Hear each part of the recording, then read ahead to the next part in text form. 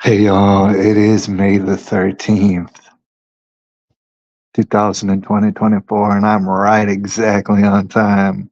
Yet again, boys getting responsible up in here.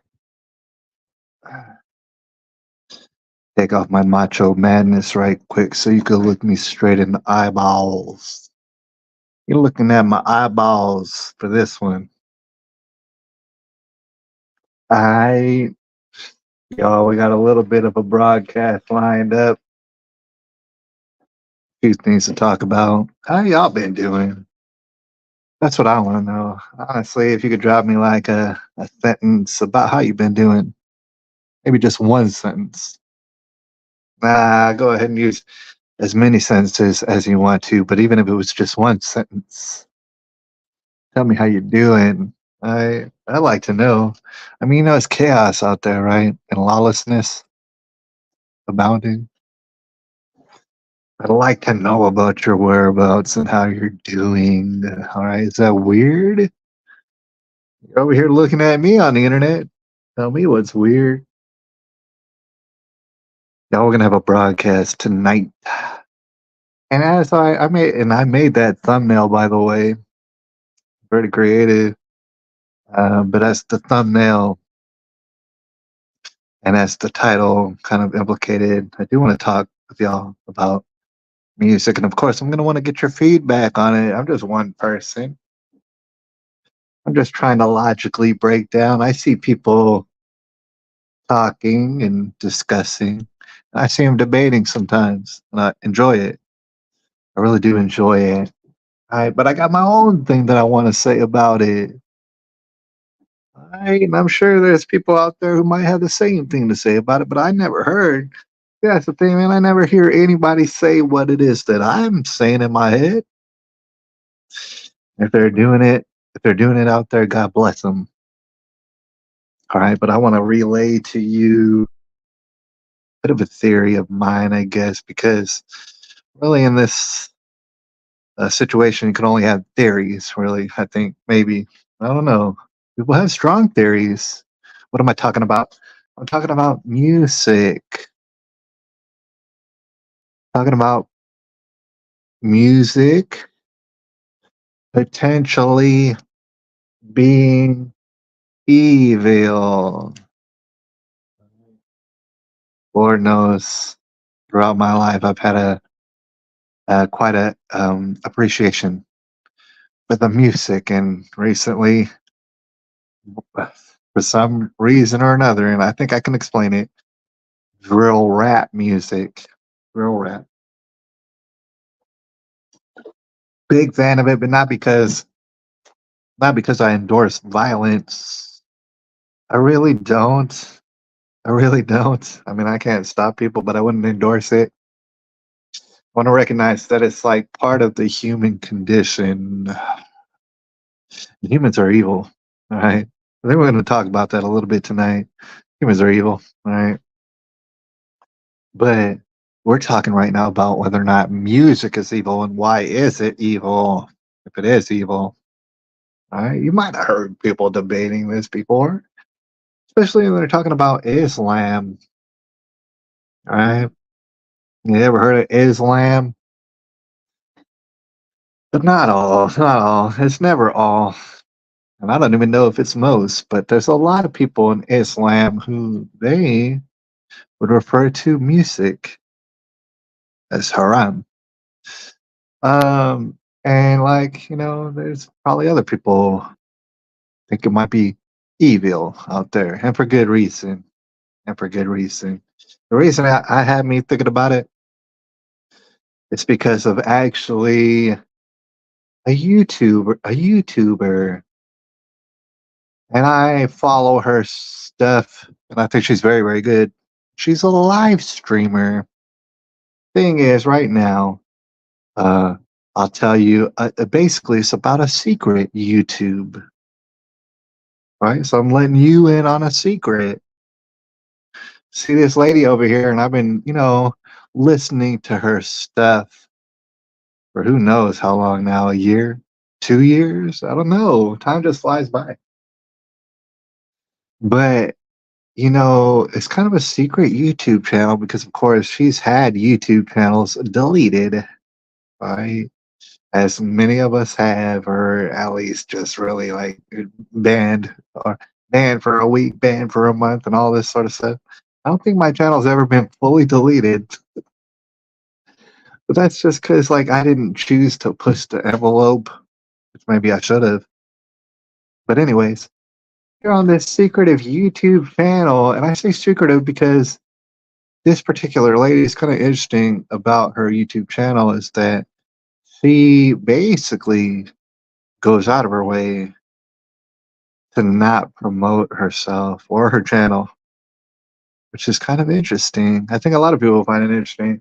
Maybe a lot of people are aware of folks like that who, they can garner a little following. And when I say little, I mean bigger than mine, obviously, but um, sturdy, right? She could have 30, perhaps even 40 people viewing her thing, maybe even 50 people on some nights. And I'm not being sarcastic when I say that. I mean, when you can command 50 people to your presence, that's saying something. That's saying a lot. And she's not really out to get paid or even to draw attention to herself, it seems. That's what she's saying. This is why, like, for example, I can believe her because she's not, collabing with anybody. She's not being featured here, featured there. Because people, they go out of their way to try and get exposure. And they'll do various things to get more exposure. And our homegirl over here doesn't. And I believe her name is Amira. And, the other day she was talking about it. She was talking about it on a video. And it was actually, I'm looking at it right now. It's her most recent video. And that video is entitled here on YouTube. It's called What is America's Real Problem? And she had, all right, and she's a Muslim lady, all right, just so that you know. She lives in America. So what is America's real problem? And it also says, let's stop sugarcoating. All right. Some people might feel some sort of way, but I haven't even told you who she's talking about or what she's talking about. But that's the title of her video. And the actual, if you were to try to find it, her channel that I'm looking at right now is called Exiled Lioness, the number two. So it's the number, not the word two. But the thing is, I'm looking at it right now. The number two and lioness, there's no space in between. So if you wanted to find it, like, you probably don't put a space in between because that's just how she put it. And then you might see the video pop up if you go to her latest and live streams. But without playing any of it right now, it's very interesting. But she goes for a couple hours at a time. So that video right there is about 2 hours. What she likes to do, what she did on that broadcast, she'll speak her mind about a particular topic for about an hour or so.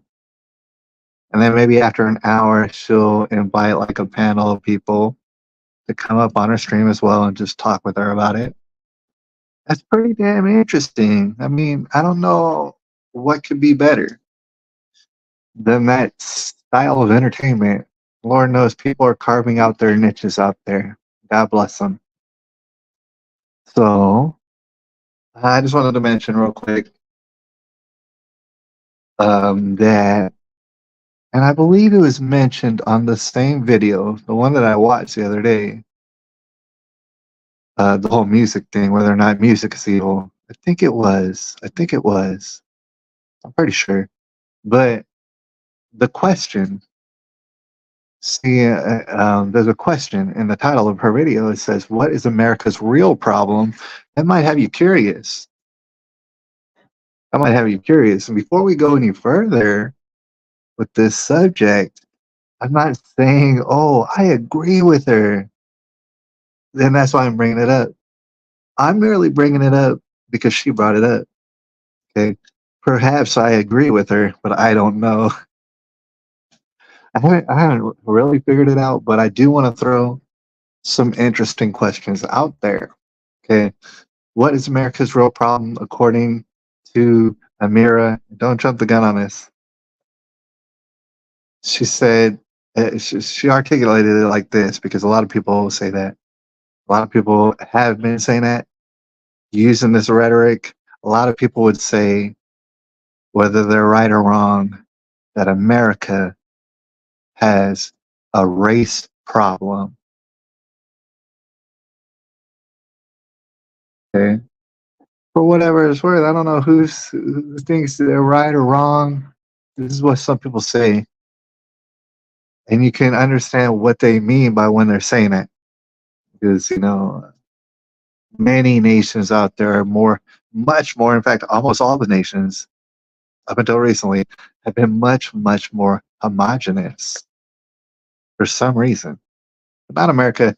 I mean, of course, for the ideals that America was founded upon, allegedly, all right, it's much, much different. So, anyways, Amira, she goes on for it for a little while. She goes on about it, but she said, what? She says, some people say that America has a race problem. She says, I disagree. Amira said, America, what they have is a problem race. I understand that crosses the line for a lot of people. We're just going to entertain it intellectually, all right? And what's interesting? It says they got a problem race. I'll just let you guess who and what she means by that. All right. They were calling them certain kind of code names, which she would be pointing to her nose. All right. So a lot of people be offended by that. I got a big nose. Look at that. That's a big old honker. All right. Anybody wants to hit me in the face, they're gonna aim straight for my nose, and I know it. It sucks. But she would be pointing at the nose. Some people call them the small hat people. But what's interesting to notice, the reason why she's pointing at her nose, the reason why they're doing the small hat thing is because simply, yes, indeed, you will get tracked down. She didn't even use the word to describe the people because she didn't think it would be safe to use the word. And I'm pretty sure she's correct. I'm saying it's much more so. Of course, you wouldn't go talking so bad about any group. It might be like you might cross a line and get all super egregious talking about a group so much if that's what you chose to do. What she's mentioning is that the sensitivity level and factor for these people, them boys with the small hats, you can't mention their names. You mention their names and say that, perhaps they're a problem. Perhaps they got a problem. Oh man, I'm sorry about that. Oh, that wasn't too loud, but my speaker over there cut out. I might use the speaker here in a second. I had it on earlier. It's startling every time it happens. Catches me by surprise. But she said, okay, they got a problem. Race. All right. That's not me saying it. That's not me endorsing it. I'm saying that's the idea she's putting across. And actually, I do remember her talking about music and whether or not music is evil or haram in Islam. And of course, there's plenty of texts that will implicate that music is haram in Islam. And she explained why, but I've heard it explained why before. Let me just say that there's plenty of reason and logic behind their explanations why they think it's haram. Before I go any further, obviously, I really like music throughout my life. I hang with on the internet with folks like Maitre Mark, who's a damn music legend. You expect him to stop? You want him to stop being a music legend? That doesn't obviously that doesn't make any sense. But all right, there's still the idea: is music evil? And the reason that I think she brought it up in the broadcast is because um, certain people, certain them boys with those noses, um, it seems to be quite obvious that there's a little small group of those boys making incredible amounts of money off of music. And I'm talking about the music industry, and I'm talking about for decades and decades and decades.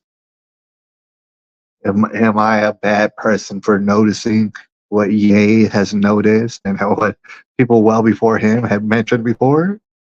When you think about if I asked you who in America is making money off of the music industry the most, and I had to show you a picture of them boys with the small heads and them noses, and then I showed you a picture of all sort of Muslim people, which one do you think is making the money off the music industry in America?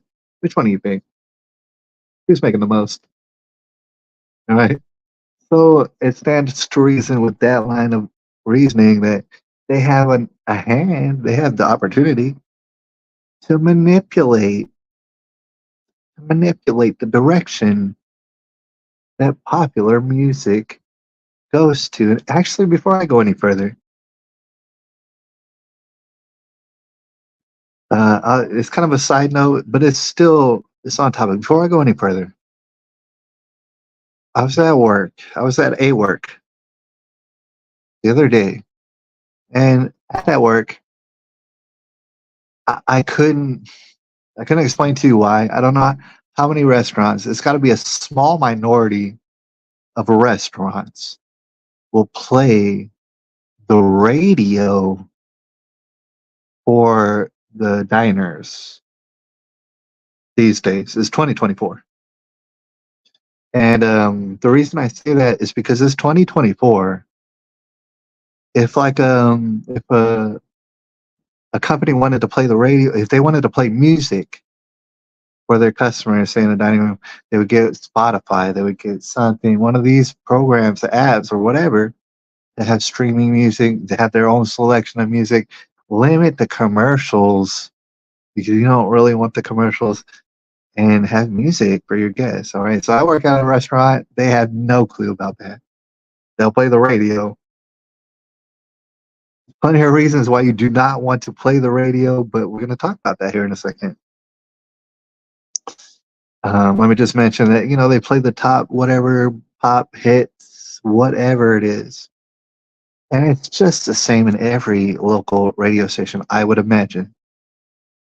This, whatever radio station, what they're saying in all their little segues and stuff into another song or another series of pharmaceutical commercials, because that's what it is. It's only pharmaceutical commercials and these so-called top hits, the same ones over and over and over for months. It's interesting because they even go so far as saying these are the top hits of San Antonio. These are the favorite songs today of San Antonio. What I could say for a fact, without hesitation, full emphasis, that's these songs that you're playing. Nobody gives an F about it in San Antonio. Not even a slight little bit. People aren't really listening to the radio. The radio is actually for boomers, for very poor people who are desperately poor and probably on drugs. Nobody else listens to the effing radio, and that's why it's so sick. Y'all have this empty husk of an industry. Nobody even fucking listens to y'all. And you're over here saying, "Oh, we're over here doing what we do because we're so popular." Nobody cares. Y'all getting paid by George Soros's and all sort of other people to pretend to entertain us. You don't. And then they'll be talking about these are the top 20 hits in San Antonio. Nobody gives an F. I mean, isn't it quite clear that you're lying and that you're a liar? And this whole entire thing is nothing but an absurd lie. It's kind of like you're peering through the keyhole into the music industry and realizing that Tekashi 69 was exactly correct when he said, "This is all an effing lie," and you better understand that. Any artist out there telling you that this whole charade, this music industry, is not a complete lie, is trying to trick you or something. That's true. That's true. But see, I'm talking about pop music. These are the lies that are being forced onto us, forced onto the poor people, especially. Meanwhile, as I've said before, and it's more true today than it was yesterday. It's more true yesterday than it was a week ago. It's more true a week ago than it was a month ago, and so on and so forth. There's more music being made today than ever before in recorded history. Some people want to like, it's try me on that, try me on that. There's more music being, oh, the golden age of music and stuff. You don't have any idea. It's today. We're in a music revolution. And there's more music than ever before made today than there ever was before. So the amount of music that will be out there to enjoy, if you wanted to enjoy it, is endless. And you would never ever get to the bottom of it, even if you tried really, really hard. It's a damn disgusting, dirty lie. By perverts, if I could say so on YouTube. So she was talking about, small headed fellas. They get a lot of the money, so it would stand to reason that, they have some sort of influence or something. I don't know. Who is Diddy's boss? Remember Diddy? Who's his who's his manager, if you will? Who is the person calling Diddy shots? Was he Jewish? It don't matter if he was. I'm not saying. I'm just asking if he was. Can I even say that word? I accidentally said it. I accidentally said it. All right. But all right. That's what she was getting at. And then she would make note of uh, what's quite clearly and obviously degenerate rap music, of which I listen to a lot. Like I listen to the degenerate rap music, the murderous, the evil. Probably the lyrics are evil, right? Rap music. I listen to that, but us, not that I'm trying to pay myself out to have the standards, or maybe I do. But I do draw the line with all these female rappers and their vulgarity. That's why I draw the line. I'm sorry about that. All these female rappers out here rapping about exactly what you know you're rapping about. It's disgusting, and I'm not gonna listen to that. I don't have no need for that. All right, I don't have no hunger for those whatever those raps, those behaviors that you're rapping about. All right, that's what she was pointing out about music. Now, this is what I want to say about music. Because Amira, she made a point. It's a point that I've heard before. It's a point that, for the most part, and you might as well say that basically, I agree with. I totally agree. Totally agree. She was talking about songs, music, namely songs, and how they can make you feel some sort of way. It might make you feel some sort of way. Might give you the goose willies. And all, I mean, just might make you feel all sort of things. Music has the power, and I don't have to tell you. Everybody knows music does have the power to move you. And music could can wind you down. Music can get you all wound up. Music can get you throwing elbows into the faces of strangers. Music could get you doing any number of things, and everybody knows that, right? And the logic is, and it makes sense, that if you get music, if you're talented and you have a talented band or you got a one instrument or whatever, you're good with music, you can accompany words to that music. If people are already feeling a feeling, some sort of feeling, they're already feeling that feeling, and then you start to say the words, and the words that you're saying start to act as like a chant and even a spell. It's like you're putting a spell on people.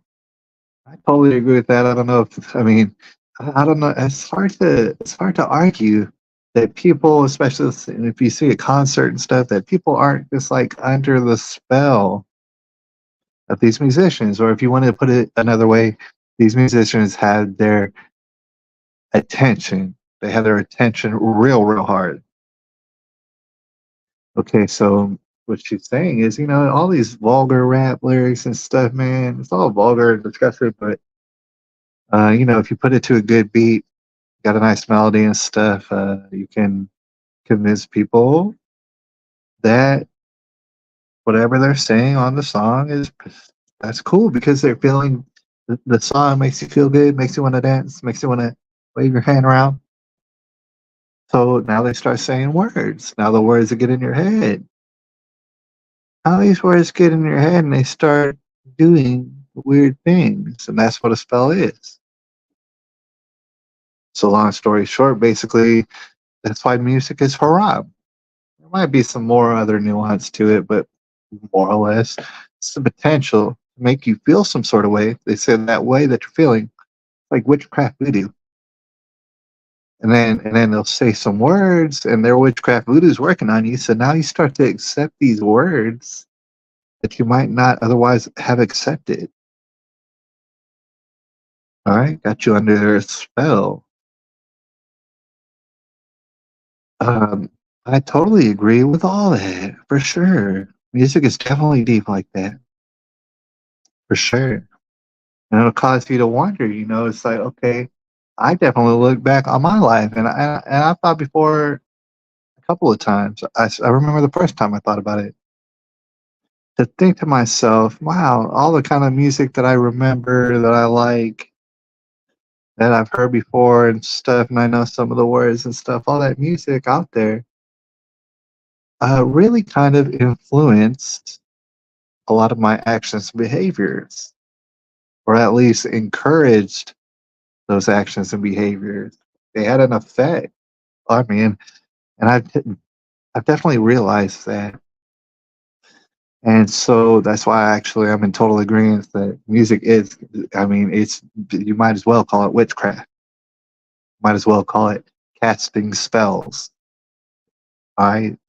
So, but to get into the semantics, Amira does mention, like I'm saying, the potential of creeping in and embedding itself inside you with whatever these words are.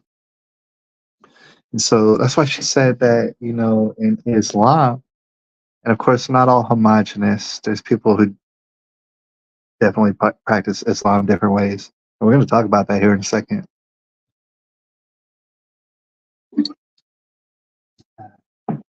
She said in Islam, like maybe in the Hadith or I don't know, wherever they hang out in the temple or whatever it is, the mosque. She said there's no music, there's no instruments, at least. And if you're to hear anything that's musical, it's going to be the human voice. The human voice. I'm not sure because I've heard those, like some of those Islamic songs where all you hear is like a voice, like especially at their mosques and stuff for like prayer and things. I've definitely seen that. So, but I mean, that caused me to wonder. It really caused me to wonder. Like for number one, are they always singing words? I'm saying that because I don't know the language, Arabic or whatever they're speaking. Are they always singing words? And I say that knowing full well that typically they're singing words. Maybe not always. Sometimes you just sing sounds because they sound good. But it makes me wonder whether or not they are speaking words. I assume they are speaking words and singing them. It'll cause you to wonder, okay, can't use instruments because they bring about a feeling. Coupled with words, it can cast a spell on you. However, like I guess the reasoning in Islam is that if it's just words and it's just someone singing, then clearly you have to take in their message, their word, and you have to either accept them or deny them. Kind of the choice is yours, but the message is not lost onto you. What the words are, right? So they do have that. They have singing, but music is haram. I totally get it, and I'm not trying to change the Muslim religion. But I do want to point out, and not to be a smartass. I'm really not trying to be a smartass, but I think honestly, here's the hole in the logic. Is that okay? Yeah, the pairing of music could be like witchcraft voodoo. Y'all still had singing though. Even her singing melodically, even if someone's singing, a guy or a lady singing melodically, it's gonna like do something to you. It's gonna give you a feeling of it. Otherwise, don't even sing it. Just say the words and have people listen or not listen. You're singing a word. You're singing, and you're singing these words. You're trying to get attention, and that's fine. But you're singing, and you're causing feelings already. Even with your singing, whether or not you sing good, it's gonna cause feelings. So, in a way, that can influence you as well. You do hear the words clearly. I'll give you that. All right, you can assess what's being sung at you more clearly.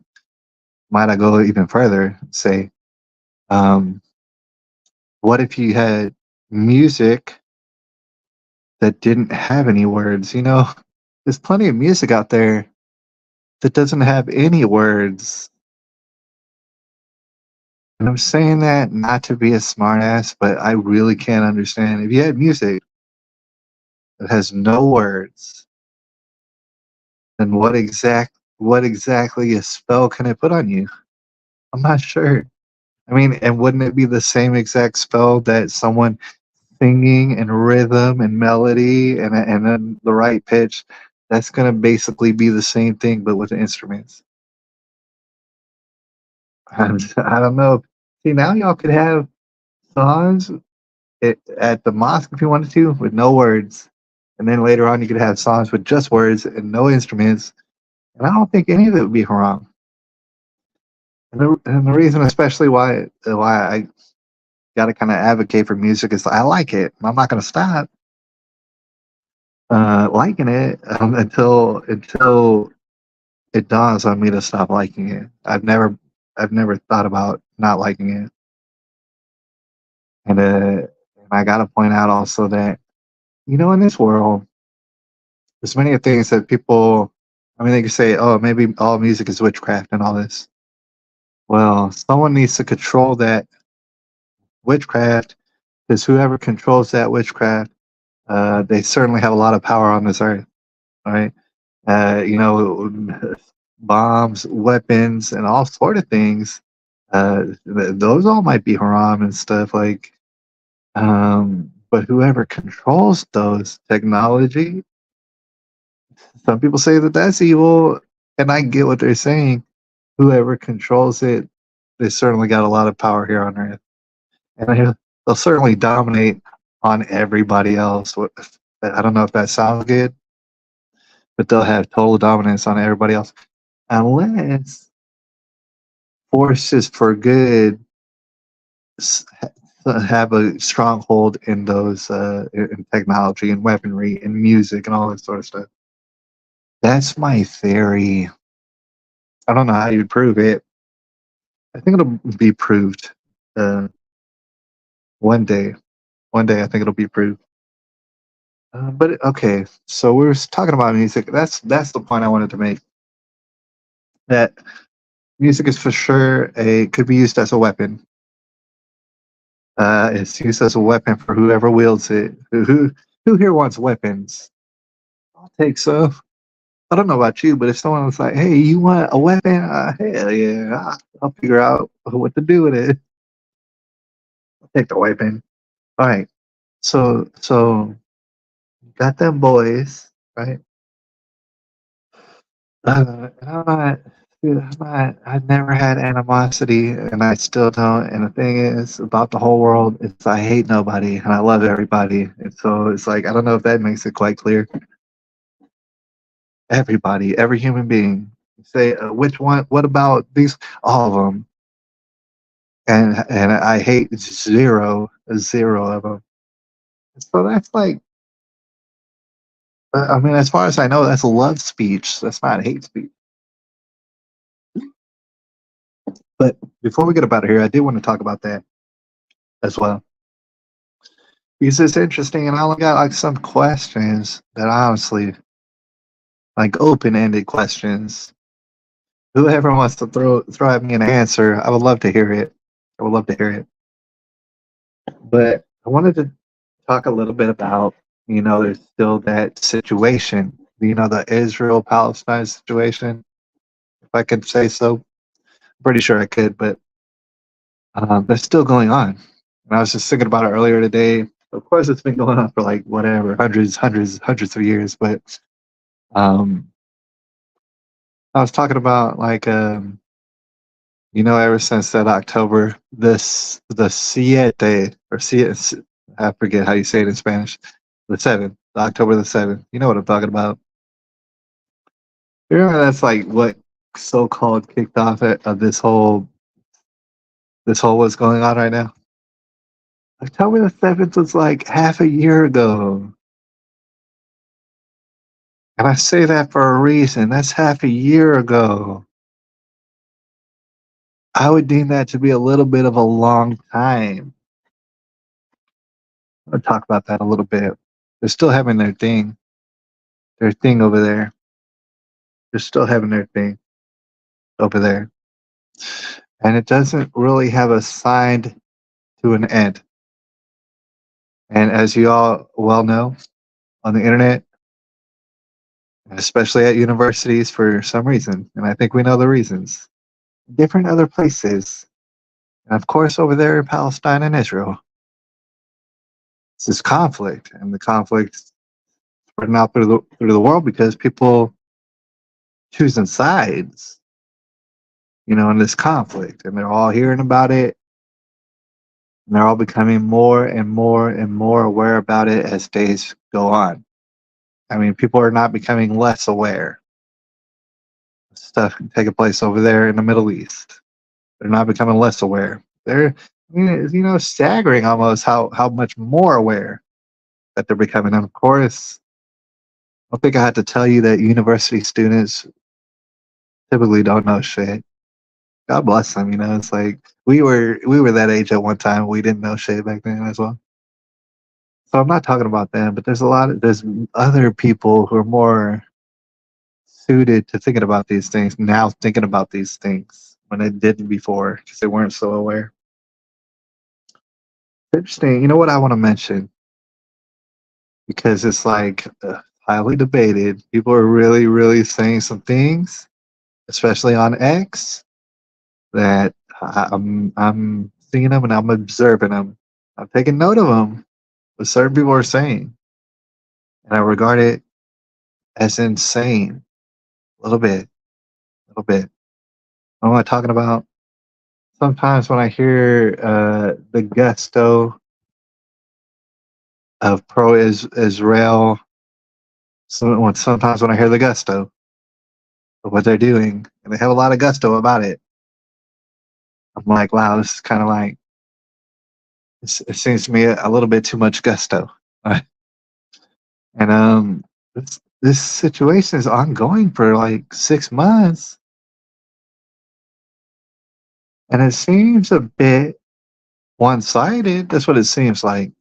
That's really what it seems like to the rest of the world, the people paying attention at least. Of course, there's the other side of the coin, and the other side of the coin, lots of times, describes themselves as Zionists. I don't know if you've heard of that word. But the other side of the coin, lots of times, maybe not all the time, describe themselves as Zionists, or otherwise, people who are in favor of Israel, the country of Israel, in this particular melee. What I want to say is, and I know I'm just this one person, and I'm not real smart, but what I want to say is, like, if you were, okay, because people are debating it, and people are kind of like dug in, they dug in their heels on whatever side they're on, and I've seen it. I've seen them do it.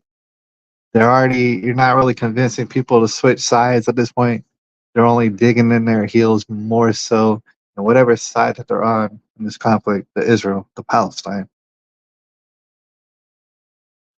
So I'm not saying, oh, listen to me. What I'm saying is, if Israel, let's say hypothetically, because that's what we're trying to figure out, is it propaganda? Is Israel really doing real bad things to people? Or is it just being over exaggerated? Is it propaganda for Palestinians or whatever to make it seem like they got a worse rap than they actually do and it's all propaganda and stuff like that? Those are questions people ask themselves. And of course, I'm asking myself. So it keeps like bringing itself to my attention. Here's the deal, even though I'm not smart, Israel seems like kind of a David Goliath thing. And isn't that ironic? All right, so I'll let y'all decide which one's Goliath, which one's David between Israel and Palestine. And my deal is like, okay, you're saying that they were egregious upon your people, the Palestinians, or actually you're saying Hamas. And so now you got to kind of go to war with them people, and the Hamas, they're kind of hiding behind the Palestinians. So you just got to do something. You got to do something. You got to do something. On the Israel side of whatever the propaganda, they say, it's really not that many innocent people, and for all the innocent people, they're hiding like guilty Hamas people, and we gotta get all of them. We gotta get all of them. We gotta get all of them. That's what they're saying. I think these like Zionists or pro-Israel kind of warlike people, they're basically saying we need to get all of Hamas, every Hamas person. And as I've understood about this world, it's that you're not ever going to get all of them by the nature of human beings. Try to kill all of them, there's going to be more that pop up in their name because of, that's just how humans act sometimes. So they're trying to get all of them or whatever, I guess. But it's not going to work. You're not going to get all of them. You're going to create more of them, probably. And especially because like we've never seen in our recorded history, people can actually view in vivid, like 8K definition, the dastardly things that are being done to these like women and children and stuff. So that's gonna regardless absolutely guarantee that you're never gonna kill Hamas because whoever you kill, there's gonna be people who pop up behind that. So you're gonna have to go on an endless killing spree, is what you're saying. All right. Meanwhile, might I not even mention that Israel created Hamas, and that's actually on record. Your government did. They created it. Oh, and it stands to reason that somebody stood down for like 7, 8 hours, 7, 8, 9 hours on October 7th. Stands to reason that they did. Oh, maybe y'all were caught slacking and lacking. Maybe the Israeli government that's supposed to protect y'all, maybe they were caught slacking and lacking for like 7, 8 hours. You think so? You think so? That they were lacking like that? Or maybe they were just kind of getting the incentive to do whatever they want over there in those Palestinian regions. I wonder. See, but at this point, and at any point before, you're dominating on these people. It seems very ruthless. You say you want to root out Hamas. Y'all created Hamas, so I don't know. But just stop creating them. All right. So, but this is what you would do if you were trying to be righteous or you're trying to have the moral high ground. I don't believe Israel's looking for that at all. If you're trying to have the moral high ground, I think this is what you do. You go at the smallest amount of Hamas guys that you could possibly go at. I mean, and when I say the smallest amount, I mean the most important Hamas guys that you can get. You take them out, and as hard as you want. I don't know, but figure out what's the smallest number. And I'm not even talking about all of the people in Hamas. Let Hamas just be. You already created whatever, dude. Find out what number. What's the number? Find it out. Um, Figure out which people you're talking about. Can you all do that? Okay, I'm being a little bit.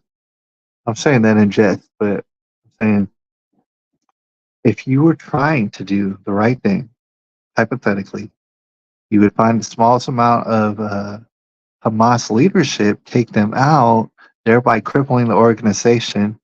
You would immediately, and I'm talking about in the same breath, you would turn around and offer every Palestinian that there is, whatever Palestinian you see, you offer them an olive branch by way of, I don't know, maybe all that tax money Israelis pay. Oh, I bet you it's a big tax surplus and stuff of money that Israeli citizens pay. And you could take a little tiny fraction of that, offer an olive branch to these Palestinians and give them maybe a little hand up and say, hey, look, sorry about this Hamas thing, but they were killing our people and stuff. And we actually don't hate you and stuff. We want to lift you up and help you out because we realize you're innocent. You're just like under hostage by these Hamas people. And we realize you're people, you're innocent. Here's an olive branch. Here's money. Here's funds. Here's benefits. Here's food. It will give you whatever. They got endless tax money, don't they? Just like America. That's how you win this war. Obviously, you show strength. You have an action. Whatever people are left in the wake of your destruction, you say, "Hey, I'm sorry. We're not the bad guys here. Here's money. Here's food and stuff. We'll give you some shelters and stuff like that." That's how you that's, that's how you convince people over to your side. Israel has no intention of convincing anybody over to their side or having a moral high ground at any. That's what I'm seeing. They're pissing away the moral high ground at every turn, and it's like, why is that? Why is that? Why is that? Can I ask that question? Why is that? Why are you taking every in America much the same previous history? Why are you pissing away the moral high ground at every? Is that helping you? Is that helping you? And I want to see if we can answer that question or at least ask more questions. All right. I don't think it is helping them. I don't think the strength or whatever that they're expressing to the world, for the world to see, for the world who has all these smartphones now, I don't think they're expressing or like displaying any sort of moral high ground, and they don't have the intention to. And um, it's actually disastrous for their people. And I don't mean in the future. I'm not like predicting the future. I mean in the past and everything. All the records show it. All the records show that it's just been major failure. But what do I mean by that? All right, I want to keep it real simple. right? As we start to ask some questions around here, it seems as though, like, Jewish people, it's like, I don't know. I don't know if they even ever do any recruiting, if you will. I suppose they don't, all right? And there's different Jewish people all around, it's like I'm really trying to understand this process. Jewish people, they don't seem to like want to bring in more Jewish people, which is kind of odd, especially in comparison to Christian and Muslims and probably everybody else. To be honest, probably everybody else do a little bit of recruiting, and I imagine maybe I just don't know it that there's some organizations trying to maybe recruit, evangelize, or whatever, bring in. It seems to me that Jewish people ain't trying to bring in people, and they're trying to like keep out people, or at least make it a little bit difficult to become Jewish, right? And then there's the conflation and whatnot of whether or not it's like a race. There's people who think there's people that think that their race is Jewish, and by God, if they think so, I guess their race is Jewish. Something like that's their ethnicity. There's Ashkenazi Jewishes, and there's like ones, and I guess that their race is Jewish or whatever. Now, contrarily, you consider Christianity and Islam, and it's not a race. Neither one of those are races. I mean, there might be certain groups and all that, but neither one's really officially a race. And both of them actually reach out to like non-believers, and both of them actively try to recruit new members. Why do I bring that up? I was looking at the numbers here on Google right before the broadcast. And of course, you got to take it with a grain of salt because it's Google, right? These are just numbers. But it gave you a very good insight. And I didn't know this before I looked it up. It's actually a little bit surprising to me. Uh, at least parts of it were. Why am I saying that uh, the entirety of Jewish or whatever on earth? Why do I say that that's failing? That that's currently failing, and it's been failing for a long time. I'm looking at the numbers, and yeah, certainly all these numbers, yeah, it's not homogenous. You're gonna have different sort of people, different walks of life, all sort of over the place, and in each group you're gonna have people drastically different than other people in that said group, for sure. That's Some of those people are gonna be frauds. All right. And then some of those people are not really even going to understand their religion. In fact, a lot of them won't. In fact, maybe over half of them in each religion don't really understand it. Don't really understand it. But they participate and they act like they understand it and whatever. They'll refer to themselves as Christian or Muslim or Jewish. You want to hear the numbers? I don't know if you've ever heard of them before. On Earth, if we're going to put a number on it, Jewish people, how many are on Earth? That's what I was curious about. How many roundabout are on Earth? So if you haven't looked it up before, according to Google, it is 15.7 million Jewish people. And if that sounds like a lot to you, if that sounds like a lot,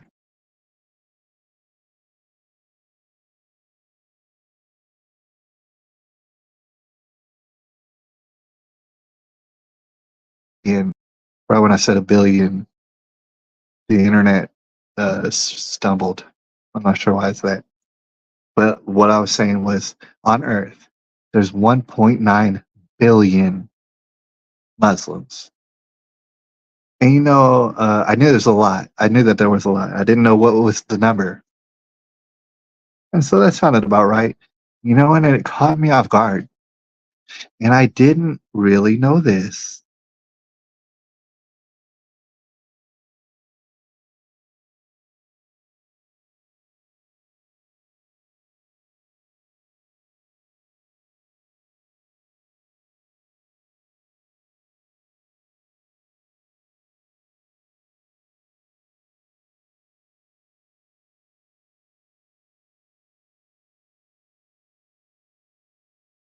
All right, so the internet keeps buffering. And I don't know why I could have like a not good I could have a not good signal. I don't know why that is. But I'm looking over, say I got a tablet right here too as well. And they both lost the Wi-Fi signal.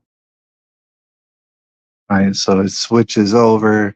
Like for example, I could turn the Wi-Fi off. I'll do that right now. But then it's not so good. It's actually better on the Wi-Fi if you're getting a decent signal. It looks like that the Wi-Fi is working. All right. And that is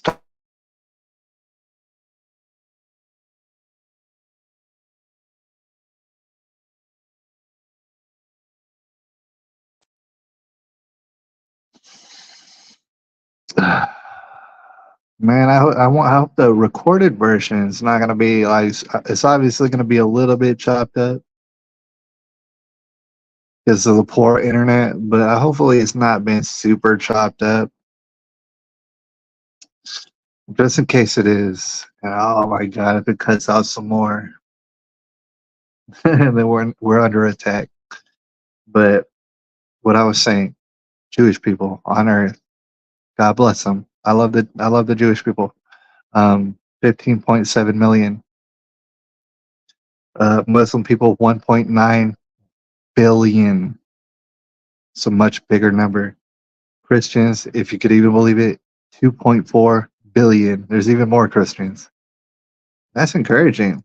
And I know they're not all real and stuff and whatever, but I like the number anyways. Beating them by number.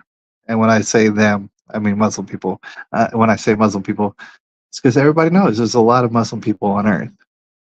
All right, and I didn't know that there's more Christian people. All right, so I did a little bit of the math. For example, to give you a picture, for every one Jewish person on Earth, there is 100 about 121 Muslim people. For every one Jewish person on Earth, according to Google, there is 152 Christian people. It's like, what do I got? What I don't know what kind of name that I could be called. Probably all of them. What kind of names do I need to be called to recognize just from the numbers that one of those groups is dying out? One of those groups is on its last legs, period. As far as numbers, I mean, you're losing by like, it's like you got less than 1% compared to your competitors, technically. And when I say competitors, I mean like in a friendly, it's like, dude, y'all don't recruit either. There's only going to be less and less and less of y'all. And meanwhile, there's all these other people. I don't, it's, you know, it's interesting. It's like, okay, from what I've been hearing from a lot of people, it's not like an attack against Jewish people. We're not hating on them. We're not hating on them. We don't have time to go out of our way to find this group if for no good reason start hating on them. Right? People have their like reasons. I guess when they do, but no matter what their reasons, you're talking about a group of people that cannot recruit, and they're already like a small speck of the population on Earth. Um, and furthermore, this country that they have over there called Israel. And when I say they, I don't mean Jewish people. I mean whoever runs Israel. Those people, they got that, and they do threaten to end the world. If anybody tries to take out that country right there, they say they're going to end the world. They call it the Samson option. I wish I was making it up. All right. In fact, I like Samson out the Bible, and I guess it's kind of fitting that they would call it the Samson option. But that's what they call it, the Samson option. Not only are you talking about a religion with just a little speck of a population, but you're talking about a government that doesn't, it's like a government that speaks on behalf of Jewish people as much as my government speaks on behalf of me, which is to say none. So an even smaller group, a much, much even smaller group of people claim to have this Samson option. And what they say is they'll end the world if you try to take them out. Wow. Y'all aren't popular. I'm not hating on Jewish people at all. It's not popular. Your religion is not popular. And even amongst this is how many Jewish people say that they're not practicing. It's not popular. I can't I can't express how much it's just not popular. In fact, I was thinking about it just before the broadcast. And it's like, dude, I'm not a big fan of democracy. And I think I've said that before. And it's a childish notion to conflate democracy with having choices. It has, those aren't the same things, right? I love having choices, you know, going places and having choices. Yeah, I wouldn't trade that in for that. I like having choices. Don't take away my choice. I'm pro-choice. I just like babies too. My choice is to let the babies live. That's my choice. Like I love choices. That's not what democracy is. Democracy is like an offshoot of so-called choices. Hey, if we actually had a democracy, though, one that I wouldn't want it, but if we did have a democracy, Zionism, I think, is a consensus. I'm looking at America and I'm seeing a consensus. Uh, if you'd ask them, Zionism is not popular, and democracy would kill it. Unfortunately, democracy, I'm sure, would kill Zionism, and that's for sure. You're talking about a very tiny, tiny, small amount of people, and they wouldn't be able to. The democracy, that's what I'm talking about. All right, and it's a dang shame. It's a dang shame. Before we get up out of here, because we've been here a little bit too long. I'm not choosing sides. I love people. I love all people on earth, right? There's plenty of people who I know, and I see them there on X and other places. What they're saying is, hey, and especially Christians, but and there might be Muslims too. There might be all sort of people, but I'm especially seeing Christians out there, and they're saying, hey, hey. They're like, hey, hey, hey. They're like, stop killing these people. Gosh, you're kind of killing these people real hard, and everybody's turning against you. It's like, dude, stop this. There's especially Christians who would say, "Hey, why don't we figure out how to get the people to stop killing each other? Can we figure out how to get people to stop killing each other, or at least minimize the killing of each other?" And I would agree with Jimmy Dore and everybody else out there. Everybody out there who's reasonable. It's psychopathic. I don't know, man. And it goes for any situation. You want people to kill other people in your name on your behalf when I don't know, you're a fan of certain people and you want those people to kill other people, uh, and you're not real. It's not a big deal if it's a lot of innocent casualties. You know, just so long as they kill those people, so that you feel good. I think I'm accurately describing a psychopath, and a lot of these Zionists are sounding exactly like psychopaths.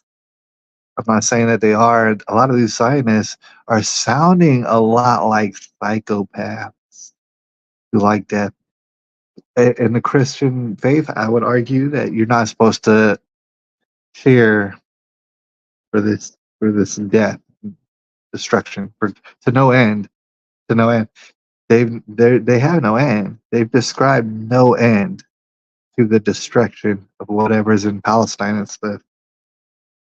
So that's pretty messed up. Um, Dang it.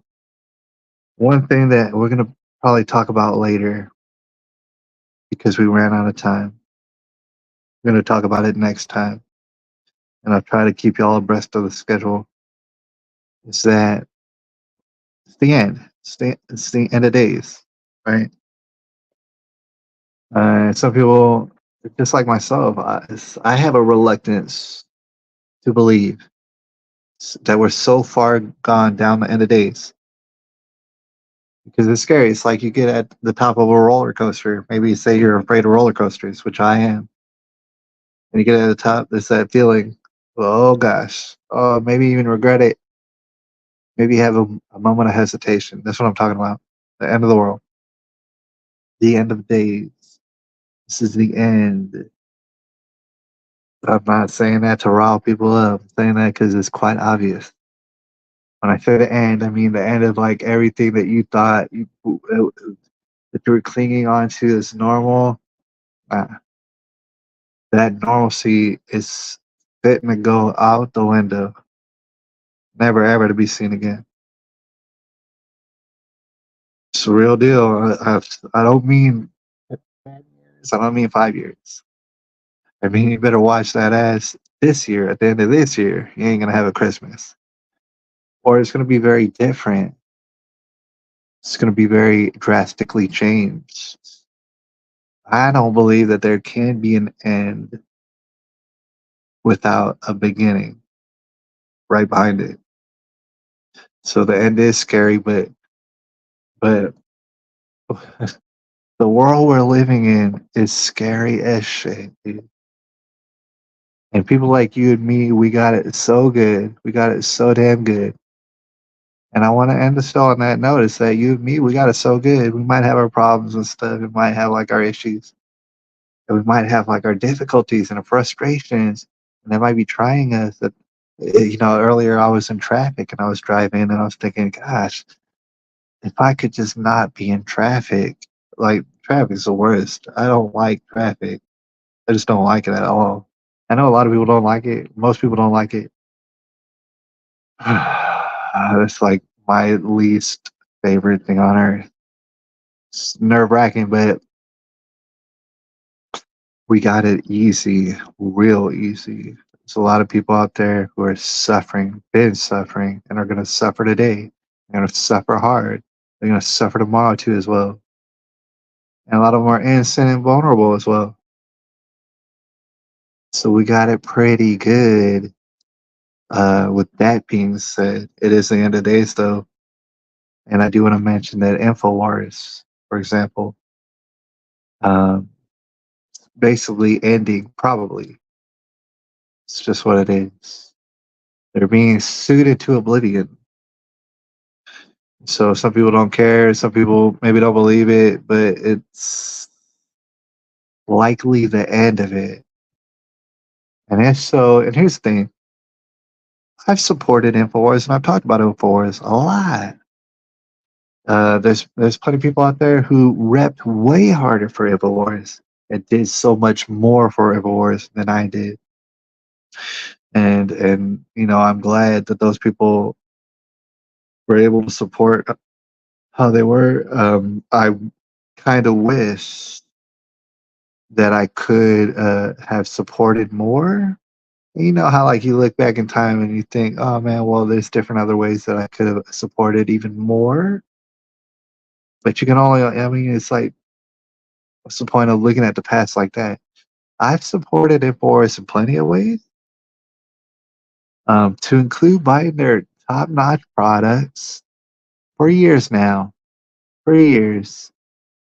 And I almost don't believe it, but Alex Jones says, and he's been saying for years, less than 1% of people who are aware and listen, at least from time to time, to Infowars, less than 1% of the people buy the product. I don't know if that's true. I mean, maybe that's true, and it kind of sounds reasonable. I know there's a person up in the building, but you got here too late, to be honest with you. You got here at the tail end, right? So you're gonna have to double back and find out what gibberish I was talking about. I was talking about some mad gibberish. I'll tell you what. But yeah, the end of Infowars. The thing is, yeah, man, I'm poor. Yeah, but I throw money at them to get their amazing, impeccable products. And if what Alex Jones is saying is right, then I don't know how I feel about saying that I've supported Infowars like I'm probably in the top 1%. Is what he's saying. I'm probably to include people who spread the message on the on the internet. And like I said, they've done much much more than I've done, and I thank them for their service of spreading Infowars like that. I'm probably in the top 5% of people supported Infowars, and I'm really really glad about that. I'm real glad. And that being said, as they're dwindling away, of course, you're not going to see Alex Jones disappear. Uh, Probably just the opposite. They're killing Infowars. They're sick, sick people. All right, they're killing Infowars. But they should already know they're only going to see Alex Jones even more. So that's what they're asking for. I reminded myself of this one thing actually when I said sick, sick people. So we're gonna just for maybe 10 more minutes talk about this one thing that I forgot to bring up. And it's actually a little bit salacious. It's probably the most salacious thing I'm gonna talk about right now. But it's like, okay, I want to mention a couple of things. Number one, baby race. I don't want to forget that. That's gonna be the final note. And we've brought it up before, baby race. If you don't know what I'm talking about, then I'll explain it here in a second. Baby race. Right. So I stand back as somebody who is a brother of Jesus Christ, however you want to take that. I stand back and I look at this like conflict between, say, the Jewish religion and the Muslim religion. I see and I'm understanding more and more of their insight and their ways and how they feel about things. So I've come up with just like a couple of questions or like some insights. And here's the thing, and I want to be for sure. I want to be for sure about it. I want to know for sure. I've heard a lot of people, man, they'll bring up these little scriptures, and I want to know for sure. Okay, if you have ever heard of the Jewish Talmud? I believe it's called the Talmud. You ever heard of that? Okay, well, supposedly, get this. There's different passages referring to our Lord and Savior, the King of Kings. They're referring to Jesus Christ. They call him the son of Pantera, and you might have heard of that before. As though he was not born of a virgin birth. They think, oh, some soldier, Roman soldier, he knocked up Mary, and Mary was a hoe. All right, that's what they say in the Talmud. Okay, it wasn't a virgin birth. That's what they're saying. There's a passage in there. And I want to know for sure. It says that Jesus, that's what they say, is in the afterlife. And I want to know if this for sure. Maybe it's made up. maybe this is not what the Talmud says. It says Jesus is in the afterlife, and he's in like a vat of, get this, and I don't know what I can say on YouTube, of boiling excrement, and I do believe I could say excrement, and as well, and I want to know for sure. This is why I'm asking. And salmon, salmon. If you know what I'm saying, I'm pronouncing it wrong. Excrement and salmon boiling in like a vat, and Jesus is in the afterlife in that. I want to know, is that for real? Is that what they're saying? Are they really saying that? And if so, hey man, you can say whatever you want, right? I love all human beings, to include whoever said that. Here's the thing. Here's the thing, though. If that's for real in your Talmud, that's what I want to know. Or, I mean, this is what I'm saying. There's no way. Yeah, there's two people up in the building. We're getting to the most salacious parts, but then we got to end the broadcast here real quick in about 10 minutes. In the Talmud, I want to know. I don't know if you could. I don't know if you could confirm it in the chat room right now, but this is what I want to know. They said there's scripture, and I'm reading it on the internet, and I'm like, okay, is this really in the Talmud? If this is in the Talmud, and you're referring to Jesus, whoever wrote that, because somebody wrote it down, right? Somebody originated that passage. Guarantee 1000% that person. It's like not even thinking about Jesus, but that's important. Whoever wrote that passage is a dirty, disgusting pervert. How else do you describe that? I really want to know. This is what I've been told many multiple times. Excrement and semen. I want you to really think about that. If it was that, like, okay, people are hateful, right? And in the Christian faith, you know that people are hateful. You know that people are evil. That's like default. If once they get born again, now they start seeing the light and they start to understand, hey, damn, dude, humans are evil. It's just before we started seeing the light, gotta recognize we were evil. Like that's the reason why we reached out to Jesus. We realized we're goddamn evil and we need to be saved. So, okay, um, got hatred in your heart. Whoever wrote that passage, man, a lot of people have hatred in their heart. It's like, okay, that's not nothing new. So you say boiling excrement. Okay, I get it. You're trying to demean him. Boiling excrement. When you add semen, that's proof positive. You add semen. Why'd you add semen? Oh, you're making it a sexual thing. Oh, it's like a sexual gratification for you. Uh, because nobody else would have ever thought that unless they weren't sick, disgusting perverts. And I'm just like, okay, that doesn't speak but on behalf of every Jewish person, obviously. Whoever wrote that is a sick, disgusting pervert. Um, I don't know how many Jewish people believe in this, but whatever Jewish people believe in a book called the Talmud that has a passage in it that's so disgusting, and that's how you express your faith by this sort of rhetoric. This is what you believe. You believe in the Talmud. You believe the Talmud is correct. Your people are failing, and they've been failing. Your people are dying out, and it's like, I wish all the best. I want to know about this Talmud thing. It's very interesting. Before I get up out of here, I'm trying to find out more. I'm trying to find out more, and I'm taking things on face value. And I'm not saying, oh, it's true, or oh, I believe it. I'm just looking at what I see, and I'm asking questions. I believe if you go on Google, I don't know if you've ever heard of this before, but I saw it the other day. All these Muslim people who I'm seeing, and you can say, oh, maybe they're lying, maybe they're trying to fool you. All these Muslim people who I'm seeing, the great majority of them have good things to say about Jesus.